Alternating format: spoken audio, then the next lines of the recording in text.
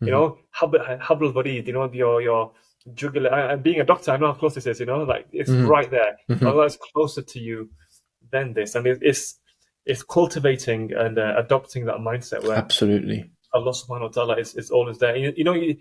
How difficult is that though in this society in the West? You live in Birmingham, big city. I've been to Birmingham. Yeah. It's a bit of a free for all, Oh especially the yeah. driving. Yeah.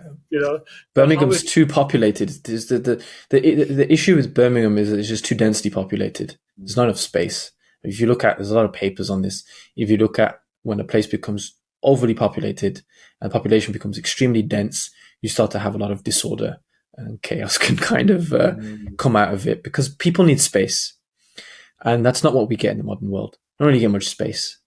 We're being inundated with information. We're being inundated with fascinatingly absurd ideas, remarkably absurd ideas. I think we both know how absurd it can really get.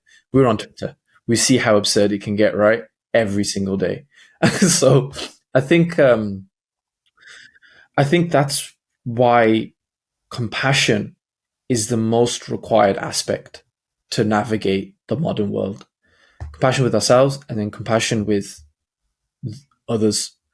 And that's not a claim for me to suggest that I have any level of compassion. Although it's an aspiration, I would love to develop that because that's what will grant us the space that we don't have on the inside, don't have on the outside, rather, sorry, but we have on the inside.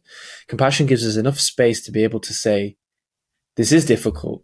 Like I posted something yesterday about God's mercy being not just for the prepared, but for the unprepared. mhm, That there are many of us right now, myself included, that don't really feel prepared going into Ramadan. The year's been challenging. Things have happened, family in and out.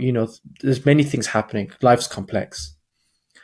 We don't have the luxury of being able to just focus on our religion in this country. Oftentimes, we have to focus on many other things, and we want to get to a point where we can focus on just our religion and just on our relationship with God. But we fall and we make mistakes, or sometimes we fall out of fatigue because we overdid it. Right? mm, What is it that's going to get us up? God's compassion is what gets us back up, right?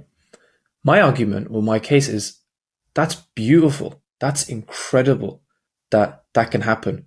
Can we leverage that compassion and guide it towards ourselves and mhm. also guide it towards those that are around us, even to people that are diametrically opposed to our worldview? Asking ourselves questions. What was it that led this person to think this way? Could it very well be trauma? Oftentimes it is.